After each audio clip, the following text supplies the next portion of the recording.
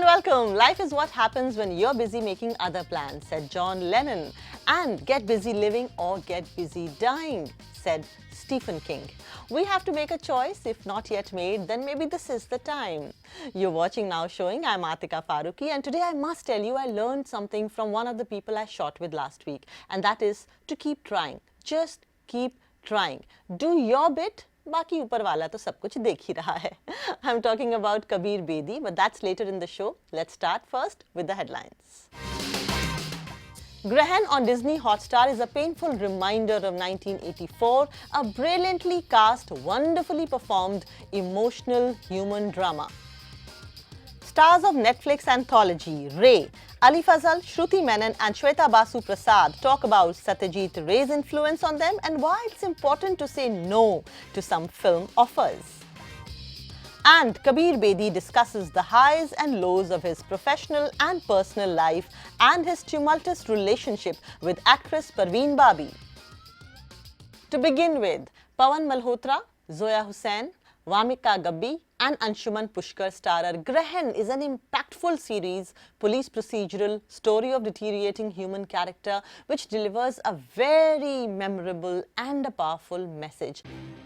The series plays out simultaneously in two time zones, Bokaro in 1984 and Ranchi in 2016.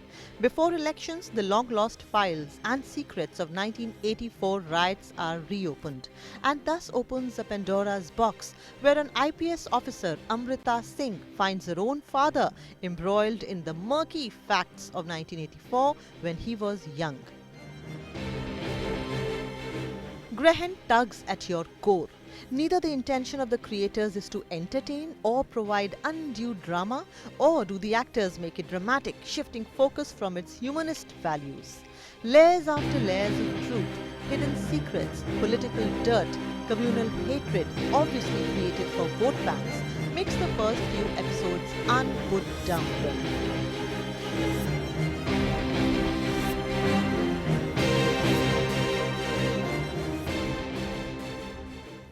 It's so honest, different, neatly woven, emotionally evocative story that penetrates into our psyche and teaches us a lot about the connect between politicians, police and the circumstances of civilians. The love story in the 80s is passionate and the repercussions of the riot after 30 years catastrophical. The writers keep the viewers smoothly oscillating between both the emotions. Although in the latter episodes, often the story stretches itself with the same background score playing again and again at the cost of repetition. But the very fact that 1984 has been used to educate 2021 how not to fall into the trap of poisonous politicians is a very noble intention. It's one of the most poignant, brilliantly cast, well-directed, very well acted and emotionally graphic series I have seen this year. Totally loved it. Highly recommended.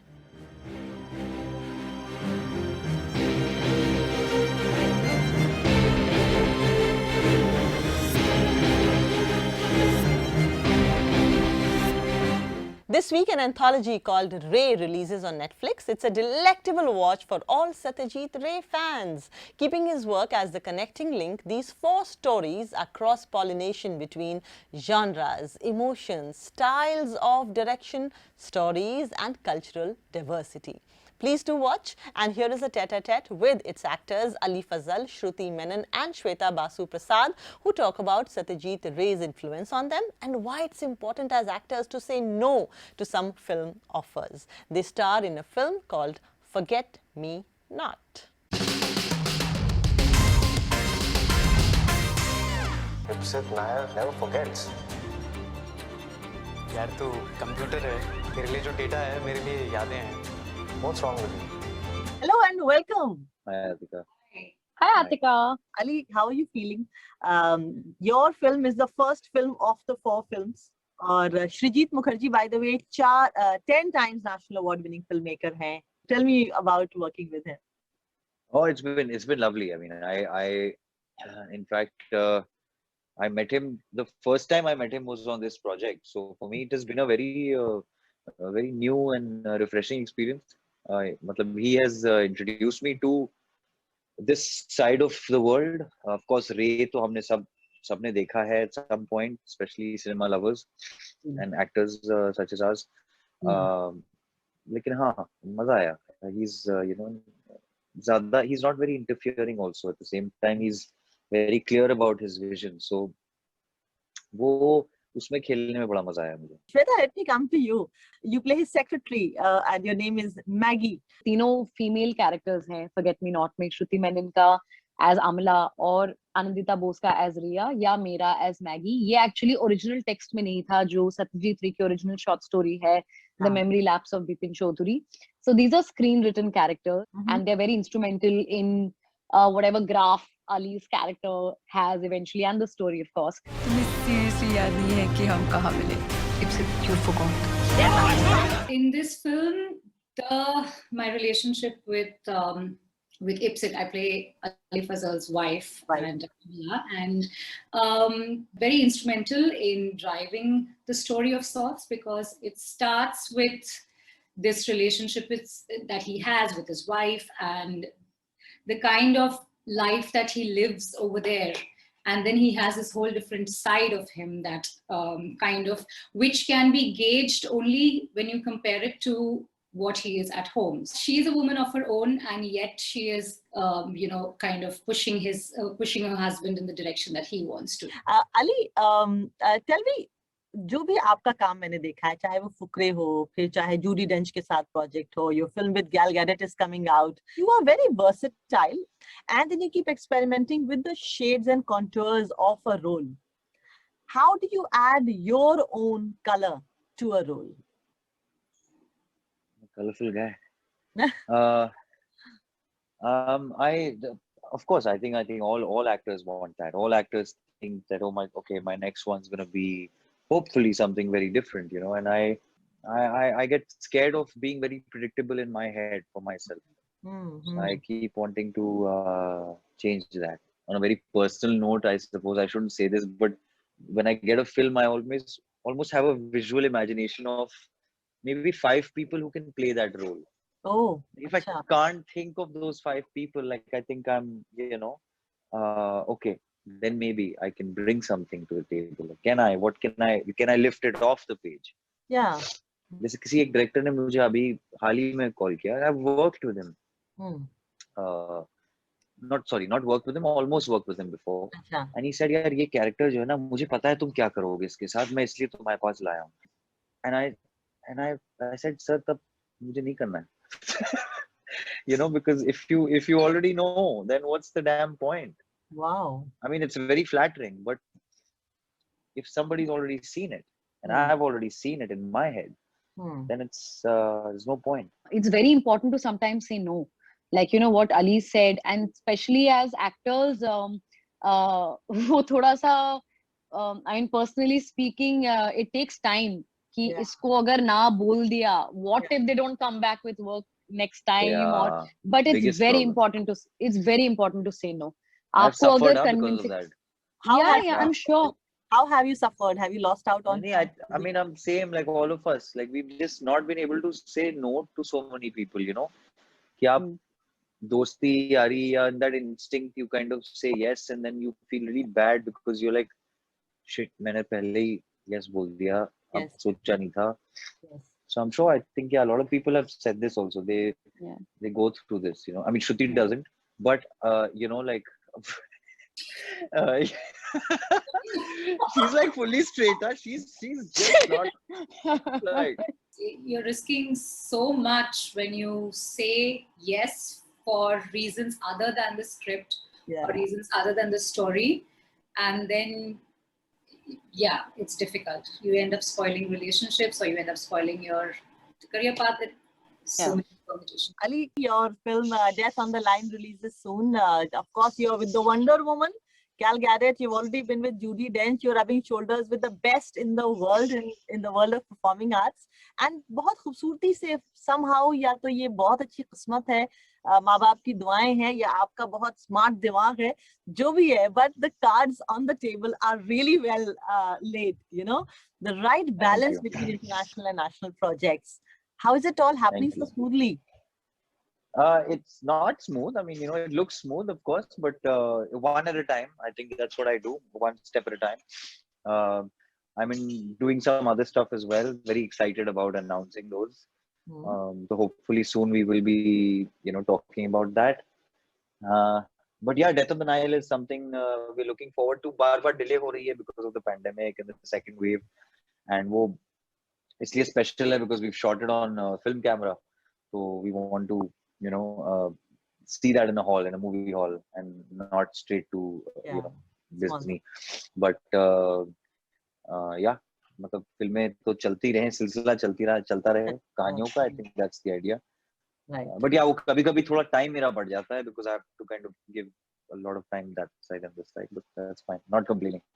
And I want to quickly, in brief, ask all three of you, what is your quest as an actor? The day I'm ultimately happy as an actor, I will not be an actor. Very Yeah. true. Very true.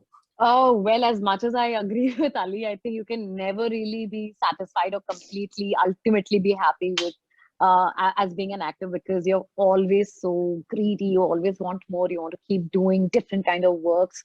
But what makes me really happy is when you leave a bit of yourself with your audience, whatever that may be.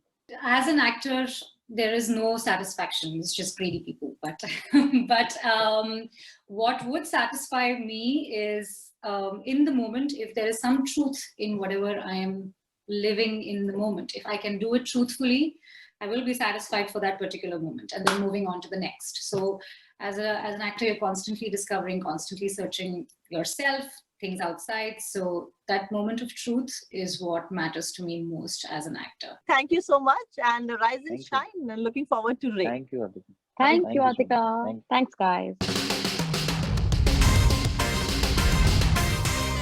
Up next, we have Bajrangi Bhaijaan director Kabir Khan sharing a very interesting story about how the popularity of our own Bollywood or Hindi films almost saved his life in this throwback interview with me. Listen in. बड़े बड़े लोगों के पीछे बहुत लंबी कहानियां होती हैं. आपकी कहानी क्या है? जामिया मिलिया से मैंने अपना फिल्म डिग्री किया था, मास्टर्स इन जहाँ फिल्म से मेकिंग, शाहरुख खान, जहाँ से बरखत शाहरुख दत्त, हैं. जी एब्सोल्युटली. टाइटन्स. शाहरुख मेरे सीनियर थे. उसके बाद मैंने डॉक्यूमेंट्रीज करी बहुत. वो एक जर्नलिस्ट हैं सईद नकवी, जी. उनके साथ बहुत काम किया. कुछ पाँच साल उनके साथ किया. उन 5 साल में मैंने कुछ 60 से भी ज़्यादा कंट्रीज हमने ट्रैवल करी. हम सॉफ्ट न्यूज़ डॉक्यूमेंट्रीज बनाते थे, और वो एक बहुत अच्छा लर्निंग प्रोसेस रहा, क्योंकि उससे मेरी आंखें खुली. आपने कोई वॉर भी कवर की है? जी बिल्कुल. अफगानिस्तान में तो बहुत अरसा था मैं. इनफैक्ट मेरी पहली फिल्म जो है काबुल एक्सप्रेस, वो ऑटोबायोग्राफिकल है. उस टाइम मैं डॉक्यूमेंट्रीज बना रहा था, और जब डॉक्यूमेंट्री के साथ साथ जो मेरे एक्सपीरियंसेस हो रहे थे, वो मैंने एज अ स्क्रिप्ट मैंने लिखता गया. जिस तरीके से वो हेलीकॉप्टर से कूद के काबुल में पहुंचते हैं, बिल्कुल वैसे ही मैं और मेरे दोस्त राजन जो हैं काबुल में लैंड किए थे. बिकॉज हम कोशिश कर रहे थे, हमें पाकिस्तान का वीज़ा नहीं मिलता था, तो हम गए थे ताजिकिस्तान, और ताजिकिस्तान से एंटर करने की कोशिश कर रहे थे. जब 15 दिन हो गए थे, तो हमें पता चला एक रशियन मिलिट्री हेलीकॉप्टर जा रहा है अफगानिस्तान मेडिकल सप्लाईज लेके. हम वहाँ पहुँच गए, और हमने देखा यार ये चॉपर हमें ले जाए तो मतलब हम कुछ भी कर सकते हैं. तो रशियन पायलट को हम थोड़े से कोने में ले गए, और $2000 दिए उसे. उसने हमें छुपाया अपने चॉपर में, मेडिसिन के बीच में छुपा दिया, और उड़ गया कहीं पहाड़ों में, बिल्कुल काबुल के बाहर. हर तरफ पहाड़.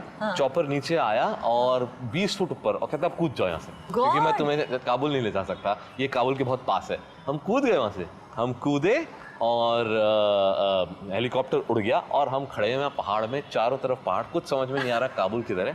और एक आदमी दिखाई दिया दूर से हमारी तरफ आता हुआ. जैसे वो पास आया, हमें दिखाई दिया कुछ कम से कम 6 फीट 4 इंच का होगा, हाथ में कलाशनिकोव.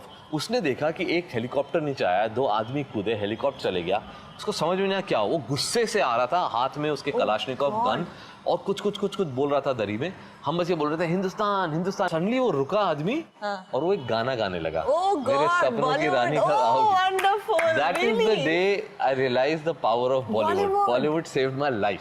उस दिन मुझे रियलाइज हुआ कि यार अगर कहानी सुनानी है तो बॉलीवुड में सुनाओ, क्योंकि इसका पावर बहुत. Time for a short break on the show. When we come back, we talk to Kabir Bedi on his autobiography and a lot more. Don't go away.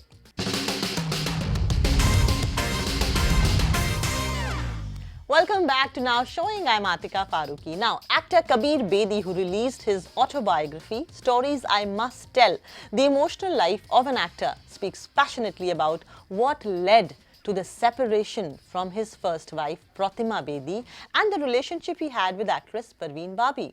The actor, with his deep baritone voice, also revealed how he faced all of those ups and downs in his life.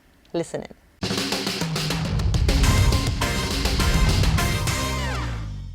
I read this entire book, sir, and I must say that I was quite overwhelmed. It takes nerves of steel to surpass and bear and overcome these constant highs and lows. You have had quite a journey, and despite all of this encompassed in this one book, you are there smiling and, still a very relevant actor, desirable actor in the news out there. Tell me that personality trait of yours that has enabled you to still be alive and kicking and happy and strong after all this that I read here. जिंदगी के उतार चढ़ाव तो होते ही हैं और किस तरह हम उनको सहते हैं वो हमारा असली टेस्ट होता है. My journey has been one that is filled with all the drama of life, as you read in my book. I must say that I was very blessed to have some remarkable parents. But there was a period in my life when I followed my mother's interest into Buddhism. And I went to Rangoon and became a Buddhist monk and shaved my hair and wore orange robes and walked on the streets with that lacquer begging bowl of the Buddhist monks in a file of monks getting food in the morning, meditating in the day. But I think those experiences have stayed with me and given me the strength to deal with a lot of ups and downs, because you need inner strength to deal with the ecstasy of life as well, apart from the agony of life. Who was the first girl you fell in love with? My first big romance after I came to Bombay was with Pratima, and I married her, even though I'd sworn never to marry a model, because I was at that time working in advertising. And I used to make ad films, and I didn't want models pressuring me to give them work, so I didn't want to date them. But Pratima had a mind of her own, and when she set her mind to things, she generally had her way. My relationship with Pratima defined me in many ways, because we both grew up together. We were young, we were idealistic, we were proud of being the bohemians of the age. Pratima had this incredible energy, and I always told her, I said, if you decide to stop wasting your energy and getting into all these relationships, you can do amazing things with this energy. And when she found Odissi as a form of dance, she certainly, it just captured her, and she found her calling. By then, of course, our marriage had moved from being a normal marriage to becoming an open marriage. And it was the failure of the open marriage that led to other things. The most memorable character that I have in my mind of you, with reference to my exposure to Indian cinema, Hindi cinema, was Khoon Bhari Maang. In those days, a guy with light eyes had to be the villain for some reason. I don't know. But you were blessed. I mean, with looks like these, I think India did not see a Dharmendra or Amitabh or a Vinod Khanna kind of a figure in you. But I think you transcended boundaries because of this look, because of your light eyes. Who have you taken after, your looks? Probably more my mother. Although as I grow older, I look more like my father. But it's interesting because I was in the middle of my Hollywood period when I got a call to do Khoon Bhari Maang. I was shooting for Magnum PI in Hawaii. And I was sitting in my hotel room. It was the evening. I was watching this beautiful golden light on the sea, undulating, and the phone rang. And it was Rakesh Roshan from India. And I'd known Rakesh because I'd done a film with him earlier in my career. I used to call him Gudu, that's his pet name. I said, Gudu, how come you're calling me? He said, Kabir, I've got a film for you. I said, fantastic. All the actors on strike in India, why are you calling me here? He said, no, I've got a film where the hero turns into a villain. So no hero's willing to do this. And if I put a villain in the role, then the secret is out. You're the only one who can seem like a hero and turn into a villain and be believable in both. So I'll do it. So that's why I did the film. And it turned out to be my biggest hit in Hindi films. And of course, doing it with Rekha was amazing because she, at that time, had won the award for Umrao Jan, the national award. And I knew Rekha from my earliest days in Jew. She used to be a neighbor of mine. She lived in one floor down from me. In those years between being my neighbor in Jew and the time I returned to shoot with her, she had gone from being an ugly duckling into a beautiful swan and wowed everyone and become a real iconic diva. So to be paired with her was the icing on the cake. I was absolutely thrilled. I watched that video, Mr. Bedi, on YouTube where you're somewhere in Italy and you acknowledge that you are in a relationship with Parveen Babi. And the host asks you, oh, who's this lady with you? And you tell him that, well, I'm in a relationship with her, and you would probably recognize her with the fact that she's been on the cover of Time magazine. And she's a very famous star back in India. And you said, most importantly, she's a love of my life. What made you go public with that relationship? Well, I think our relationship was quite public even in India. The fact that I was having a relationship with Parveen Babi was not kept a secret. When she came with me to Italy at the time of the success of Sandokan, she was at that time a bigger star than me in India. But of course, suddenly I was the big star in Italy, and she was seen just as my companion, not as a star, not as an independent working woman. And I've narrated this wonderful incident with Gina Laura Brigida in my book, where Gina invited us for dinner and called us to her home with the idea that she'd take us to a restaurant after that. When she called us home, from the moment Parveen and I stepped in and were introduced to her friends, Gina refused to speak to Parveen. She wouldn't speak to her. She ignored her. And I was watching the situation with great anxiety. Anyway, finished talking to her friends. We go to a restaurant in the middle of Rome, arrive there. Gina says, we sit at a wonderful table, alcoves, dance band is playing on the floor.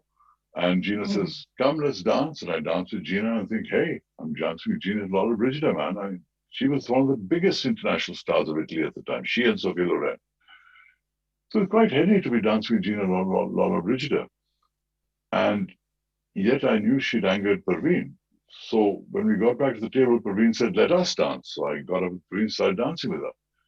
And as we started dancing, Parveen said, I'm leaving. You're leaving? You're leaving the floor, dance floor. She says, no, I'm leaving the restaurant. I said, you can't do that. We're guests of Gina Laura Brigida. I said, I know who she is.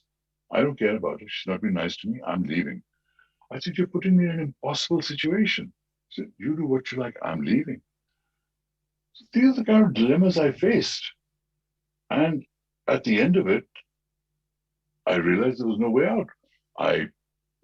Parveen picked up her bag and I turned to Gina and said, Gina, I'm sorry, but we have to leave. Because I was caught in a dilemma of having to choose between the woman I loved and a star that I admired. Yeah. And I chose to go with my woman because I loved her. And she had been insulted by Gina, and I could not stand by and let that happen.